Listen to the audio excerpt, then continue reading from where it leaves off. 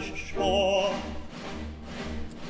The Duke of Plaza-Toro, and his Grace's Duchess too, and his Grace's daughter too, and his Grace's private crown to Venetia's shores have come, to Venetia's shores have come. And if ever they get back to Spain, they will never cross the sea again. They will never cross the sea again. Neither that grandee from the Spanish shore, the noble Duke of Plaza-Toro, nor his Grace's Duchess staunch and true.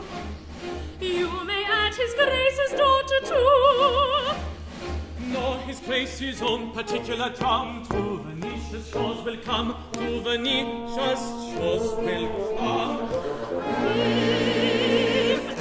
Ever they get back to Spain, they will never cross the sea again. They will never cross the sea again. They will never cross the sea again.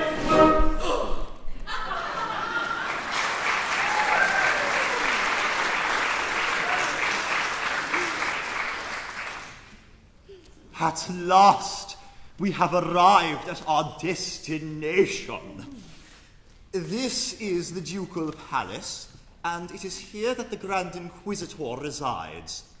As a Castilian Hidalgo of 95 quarterings, I regret that I am unable to pay my state visit on a horse. As a Castilian Hidalgo of that description, I should have preferred to ride through the streets of Venice. But, owing, I presume, to an unusually wet season, the streets are in such a condition that equestrian exercise is impracticable. No matter. Where is our suite? Your Grace, I am here. Why do you not do yourself the honor to kneel when you address his Grace? My love, it is so small a matter. Still, you may as well do it. The young man seems to entertain but an imperfect appreciation of the respect due from a menial to a Castilian Hidalgo. My child, you are hard upon our suite. Papa, I've no patience with the presumption of persons in his plebeian position. If he does not appreciate that position, let him be whipped until he does.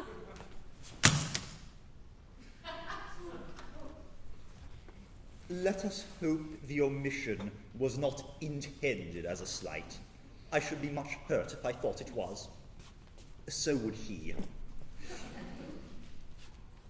Where are the halberdiers who were to have had the honor of meeting us here, that our visits to the Grand Inquisitor might be paid in becoming state? Your Grace, the halberdiers are mercenary people who stipulated for a trifle on account. How tiresome. Well, let us hope the Grand Inquisitor is a blind gentleman. And the band, who were to have had the honor of escorting us. I see no band. Your Grace, the band are sordid persons who required to be paid in advance. That's so like a band. Insuperable difficulties meet me at every turn. But surely they know his Grace. Exactly. They know his Grace.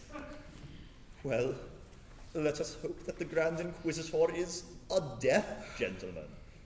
A cornea piston would be something. You do not happen to possess the accomplishment of tootling like a cornea piston. Alas, no, Your Grace. But I can imitate a farmyard.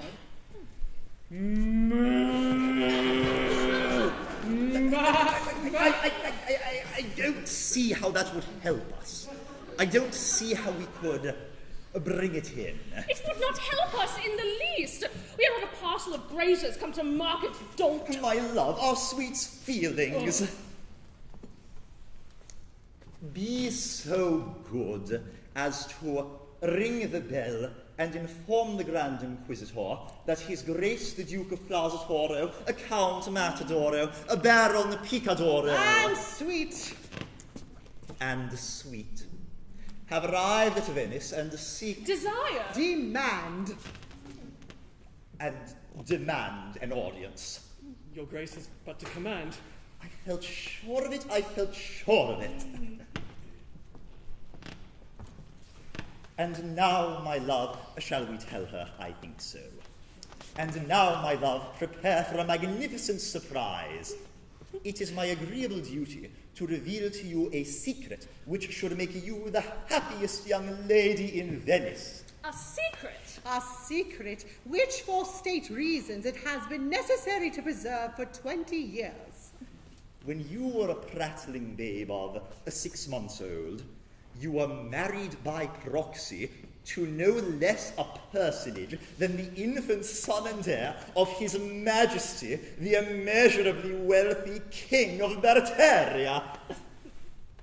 Married to the infant son of the King of Barataria? Was I consulted? Then it was a most unpardonable liberty.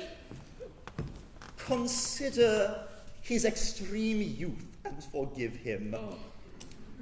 Shortly after the ceremony, that misguided monarch abandoned the creed of his forefathers and became a Wesleyan Methodist of the most bigoted and persecuting type.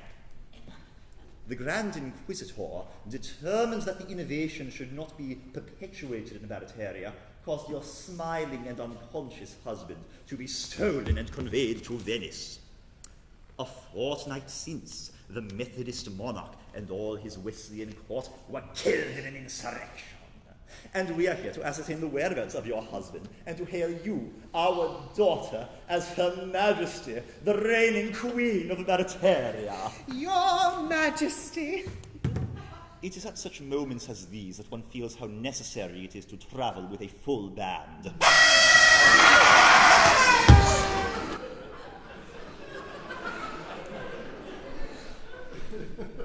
I, the Queen of Barataria? But I've nothing to wear! We're practically penniless! That point has not escaped me. Although I am unhappily in straitened circumstances at present, my social influence is something enormous, and a company to be called the Duke of Plaza-Toro Limited is in course of formation to work me. An influential directorate has been secured, and I shall myself join the board after allotment.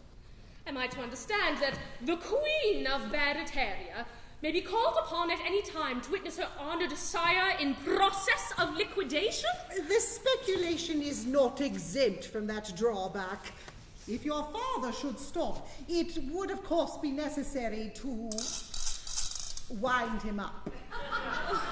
But it's so undignified. It's so degrading.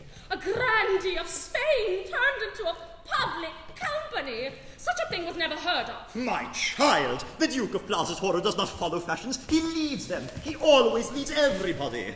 When he was in the army, he led his regiment. He occasionally led them into action.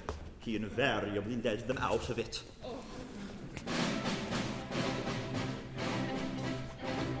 In enterprise of a martial kind, when there was any fighting, he led his regiment from behind. He found it less exciting. But when away his regiment ran, his place was at the Foro. That celebrated, cultivated, underrated nobleman, the Duke of Plaza-Toro. In the first and foremost flight, you always found that light. That celebrated, cultivated, underrated nobleman, the Duke of Plaza-Toro. When to evade destruction's pant, to hide they all proceeded. No soldier in that gallant band hid half as well as he did. He lay concealed throughout the war and so preserved his glory. That unfitted, undetected, well-connected warrior, the Duke of Plaza-Toro. In every country he always took the lead. That unfitted, undetected, well-connected warrior, the Duke of Plaza-Toro.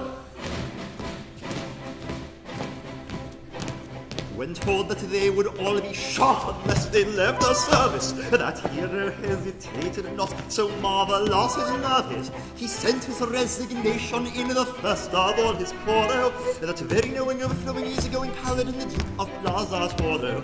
To men across the gate, he always showed the way. That very knowing, overflowing, easygoing paladin, the Duke of